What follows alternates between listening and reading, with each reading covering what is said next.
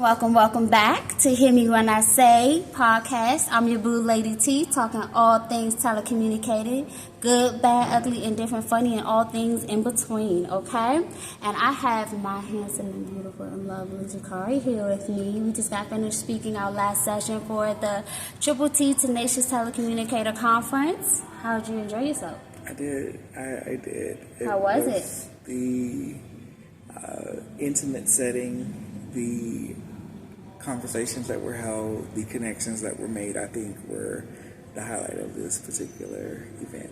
All right, so that's from and the seeing my man student Toby's vision come to life, and him and Valerie worked really hard. That was so awesome. Oh my gosh, this is the first time they've ever done it. And when I say get ready for next year, get ready for next year. You don't want to miss it. You need to start looking for the dates now. Because I had a blast, okay? I learned a whole lot, and I met a new friend, a new lifetime friend, okay? He don't know, but he stuck with me, okay? Yes, you are. All right, so I'm going to ask you just a couple of quick questions. I'm going to go ahead and let you go because we got to get home. And I want to know what got you, catch your flights out here, okay? What got you into being a telecommunicator? What made you apply for the job? My story is a little different. So I worked in retail for almost 12 years, professional background.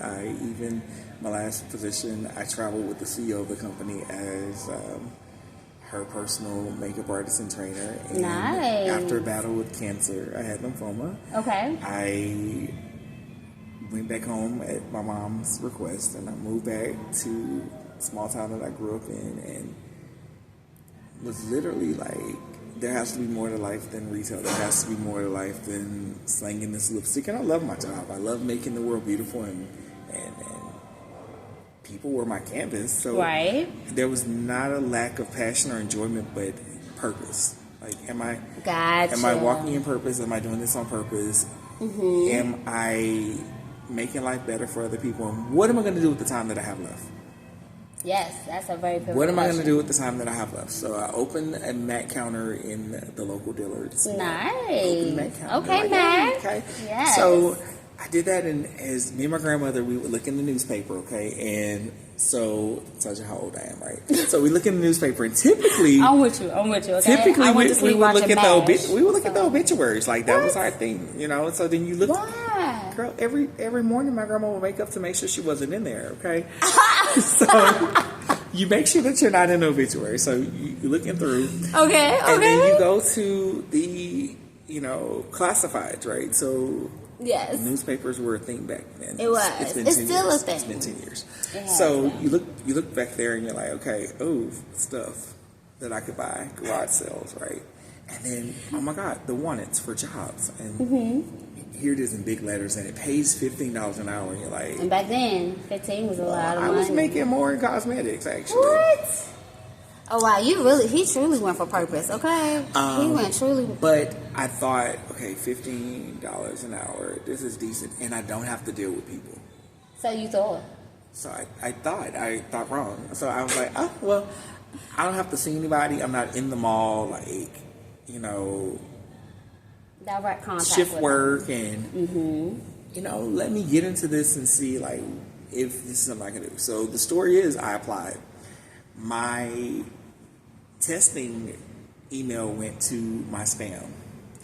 So I literally missed that email. Oh wow. And this is where perseverance, where tenacity, where determination, where drive are so important to your journey. So I emailed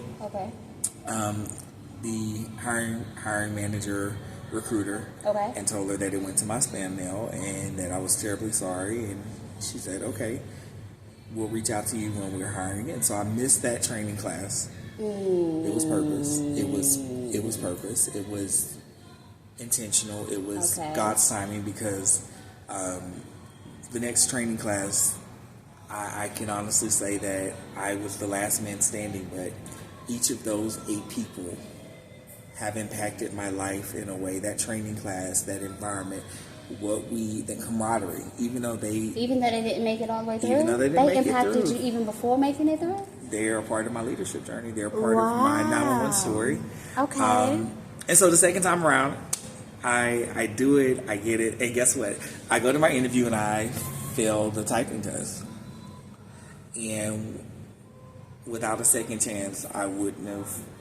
So another second chance, right? Like, you got chance after chance, right? Yeah, you're getting chance after chance. Like, talk about purpose. Yeah, so like, I see, I was seen, I was visible, and someone saw my potential and said, okay, literally do it one more time.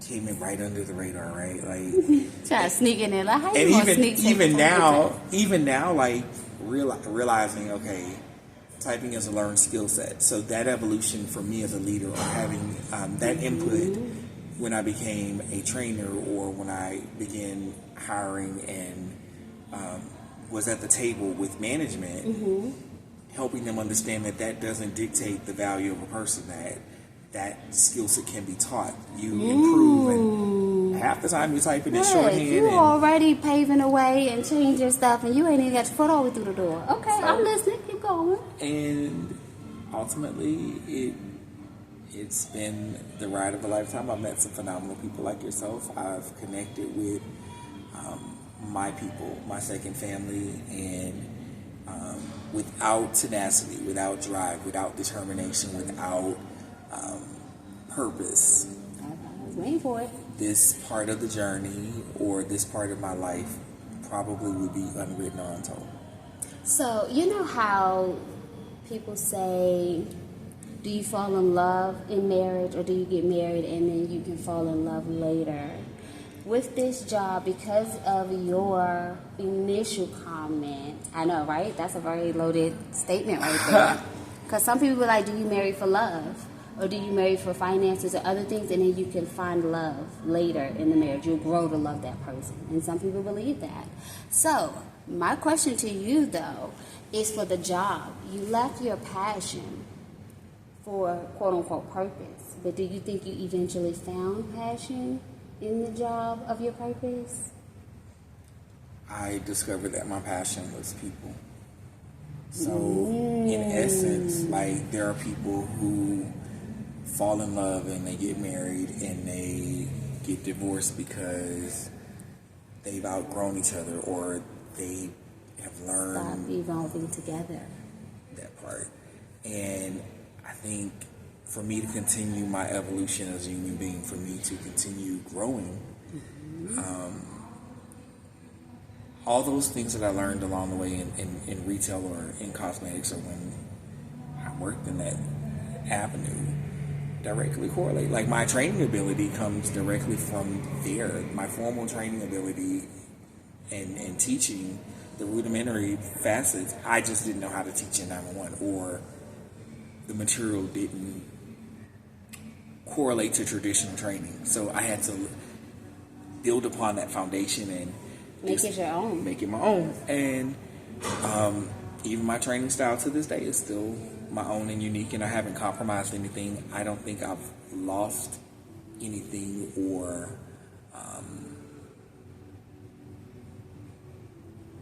I can say that it enabled me to learn things about myself that I would have never learned, pushed me out of my comfort zone. Wow. And it was a gift. It still is a gift. What? And, this stressful job, you got the nerve to call a gift? Yes. What? Because I'm not the person on the other end of the phone, and I literally, there's not another job, I don't think, that you leave knowing full well that you helped somebody, even if you just gave out a phone number.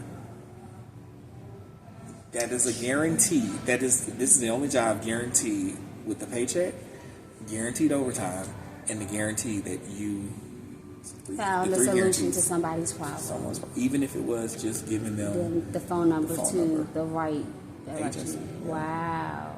So okay, so we're gonna stop right here. Nope, because he about to go deeper, and we are going to. I'm gonna tell you, I fall in love with the job every day. There are days when I want a divorce, and there are days when I think about literally.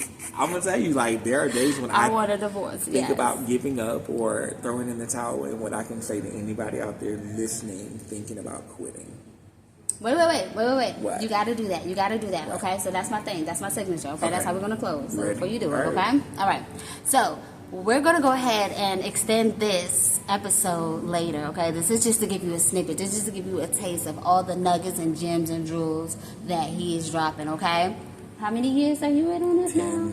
10. It's been a decade. He double digits out here, okay? He is so grown. He's about to be a whole teenager in this field. So, we're going to stop it right here. But before we let you guys go, because this is the Hear Me When I Say podcast, talking all things telecommunicating, I want you to tell the people what you want them to hear you say. But you have to use the phrase, hear me when I say. So you got to say this, okay? All right, I'm ready. Hear me when I say. Hear me when I say, for anyone who's feeling discouraged, for anyone who is battling or thinking that you're alone. Hear me when I say there's someone that feels the same way that you do. There's not another person just like you, and they will never, ever have those same experiences. But there is someone that can relate. There is someone out there who is willing to support you, who is willing to carry that weight with you. And all you have to do is reach out. So that's reaching out to me on LinkedIn, Facebook, find me. You better put that shameless plug out there. Go ahead and let them know. Hear me when I say, hear him when he say. Follow, like, or I'm going to connect you with somebody else. Follow, like, subscribe at it's JaCorey Glaude on Facebook. Or nope, say it slower because I didn't understand that either. JaCorey Glaude on the Facebook or the LinkedIn. Glaude, Glaude. All right. So you heard it here on Hear Me When I Say. Hear me when I say. Talking all things telecommunicating. You are not alone. You got me and you got JaCorey. If you ain't got nobody else. All right. Looking mighty colorful though today. I love it. I made this. Okay. Yes. So I am going to go ahead and let you guys go. But once again, I love you. Come back. Like, subscribe, share this. You got to look out for the full episode because we're going to book an appointment to make the full episode, okay? Because this is some juicy gems, okay? And I'm going to let you guys go. You got to mull over all of this because this was deep in and of itself. And I love you guys, okay? So see you next time on Hear Me When I Say podcast. And once again, we're talking all things telecommunicating. One phone call at a time, one conversation at a time, one prayer at a time. Love you. Peace out.